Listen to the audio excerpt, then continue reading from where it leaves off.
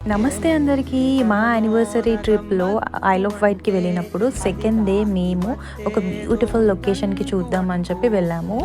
ఇక్కడ main attraction ఏంటి అంటే కింద ఉన్న బీచ్‌ని చూడడానికి మీరిలా చైర్ రోప్ త్రూయే వెళ్ళాలి అనమాట. Up and down.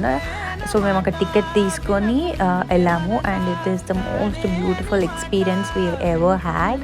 చాలా బాగుండే. ఆ రోజు సన్నీ ఉండే అండ్ చాలా ప్లెజెంట్ అండ్ చాలా బాగుండే. మాకు చాలా నచ్చింది. అండ్ కిందకి వెళ్ళిన తర్వాత కూడా మేము చాలా పిక్స్ దిగినాము.